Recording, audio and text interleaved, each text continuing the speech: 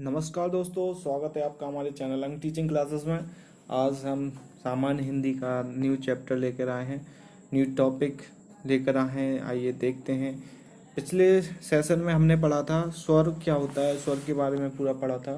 जितने भी important question हो सकते थे वो सारे हमने बताए थे। अब आइए पढ़ते हैं व्यंजन में। तो व्यंजन क्या होता है, शुरुआत करते हैं।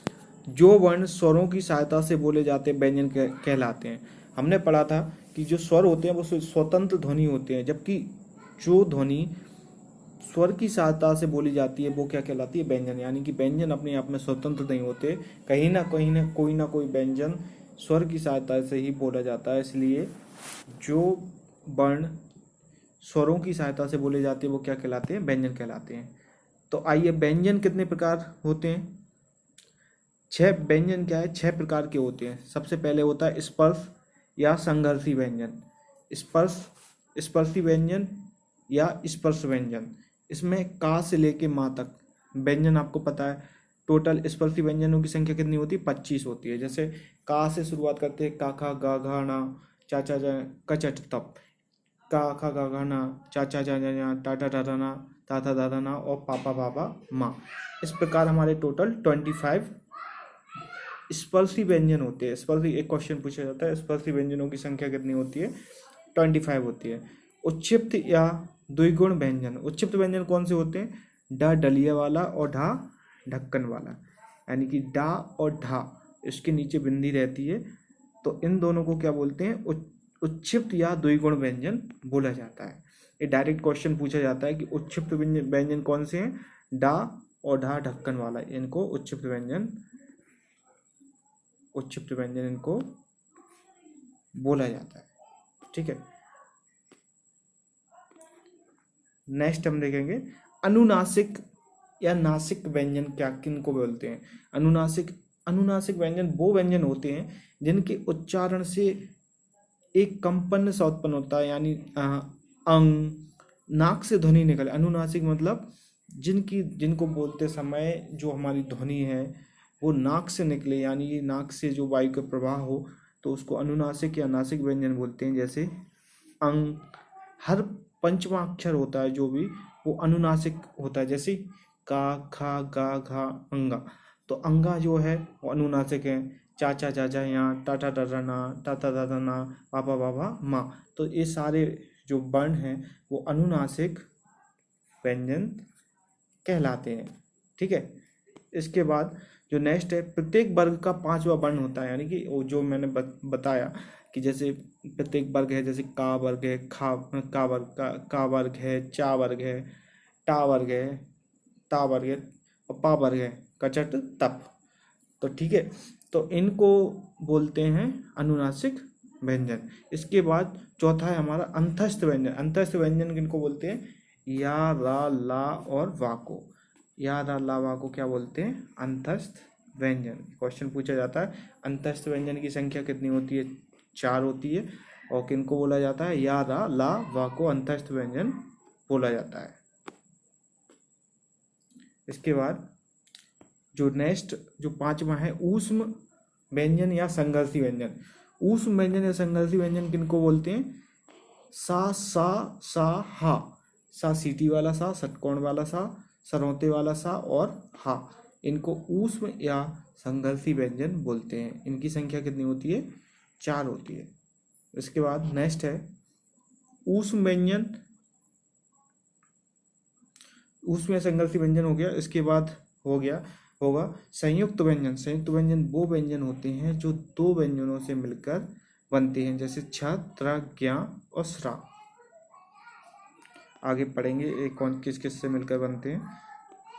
इनकी संख्या 4 होती है।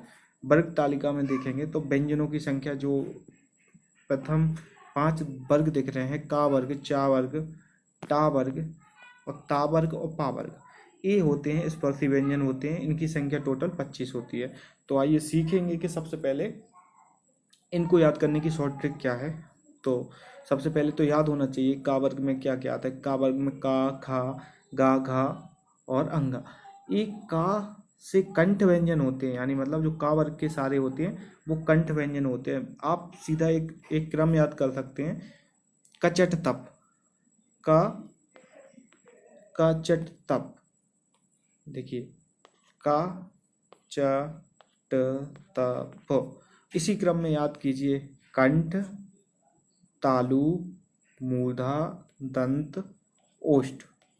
यानी कि आपको केवल इतना याद रखना है कि कचट तप, कचट तप से क्या हो गया, कावन का खा गा घा अंगा, तो ये क्या किससे बोला जाएगा, कंठ से। चा से बोला जाएगा चा छा जा झा यहाँ, तो ये चा वर्ण यानी कि तालु से या तालव्य से बोला जाएगा। और टा से हो जाएगा टा ठा डा ढा ना, तो ये मूर्धा से।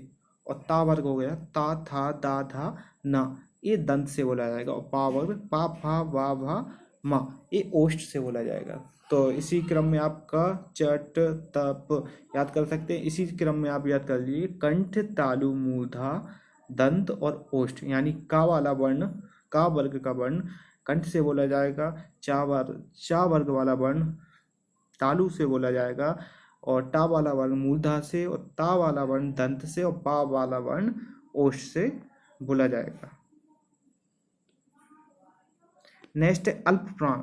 अब इन्हीं में अल्प प्राण और महाप्राण क्या होते हैं, जो का वर्ग का प्रथम, पहला, तीसरा और पांचवा वर्ण होता है वो क्या कहलाता है, अल्प प्राण कहलाता है।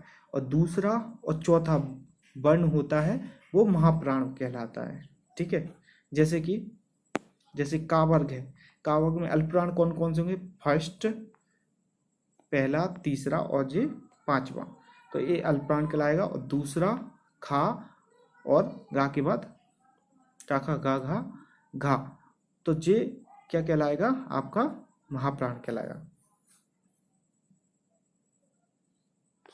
ठीक है, इसी प्रकार चा वर्ग का पहला, तीसरा और पांचवा यानी चा, जा और यहाँ, ये अल्प प्राण कहलाएंगे। और छा और झा झंडा वाला ये क्या कहलाएंगे, ये महाप्राण कहलाएंगे। दूसरा और चौथा वर्ग महाप्राण दूसरा और चौथा वर्ण महाप्राण कहलाता है। ठीक है, अघोष को याद करने के लिए क्या करेंगे, अघोष जिनकी ध्वनि कम उत्पन्न होती है, ध्वनि कम निकलती है, उनको अघोष बोलते हैं।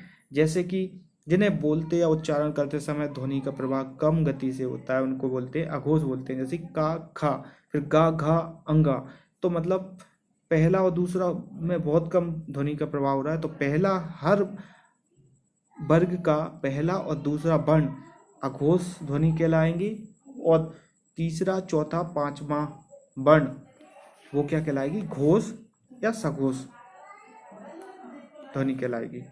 ठीक है, तो अघोष सघोष हो गया। यानी सघोष कौन होगा, अघोष कौन होगा, पहला और दूसरा वर्ण, और सघोष कौन सा होगा, तीसरा, चौथा, पांचवा वर्ण।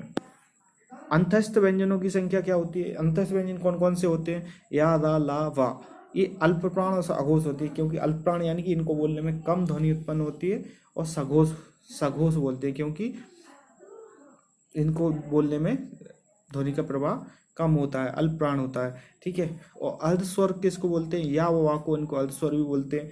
पार्श्विक व्यंजन कौन सा है, एक क्वेश्चन डायरेक्ट आते हैं, इनको याद करना पड़ेंगे डायरेक्ट। पार्श्विक व्यंजन क्या होता है, ला को पार्श्विक व्यंजन कहते हैं। ठीक है, पार्श्विक मतलब इनको जब बोला जाता है तो ध्वनि जो है बिल्कुल मतलब जीभ के बीच में से निकलती है, तो इनको पार्श्विक व्यंजन बोलते हैं।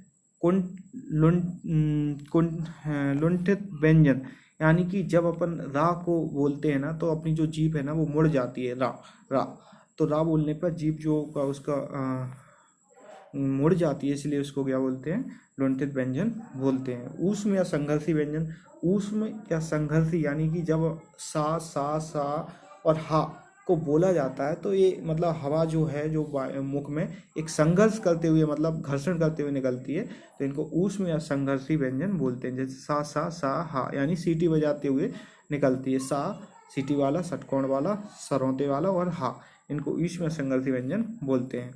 इसके बाद ये क्या है, महाप्राण और अघोष ध्वनियाँ हैं। हा महाप्राण और सघोष होता है, लेकिन हा जो है ये सीटी वाला, सरौता वाला और षटकोण वाला, ये महाप्राण और अघोष ध्वनि होती है। लेकिन जो हा होता है वो महाप्राण तो होता है लेकिन सघोष होता है। संयुक्त व्यंजन। संयुक्त व्यंजन कौन कौन से होते हैं? 4 होती हैं, छ, त्र, ज्ञा और स्रा। ये आपको डायरेक्ट याद करना पड़ेंगे। इसके बाद नेक्स्ट है आपका बताया था ये कैसे बनते हैं। का और सा, का और षटकोण वाले सा से ये क्या बनता है? छत बनता है, छत्र बनता है, छत्र बनता है। और ता और रा से त्रा बनता है, जा और यहाँ से ज्ञा बनता है, और सा और रा से क्या बनता है? स्रा। तो आज के लिए इतना ही रखते हैं। Thank you.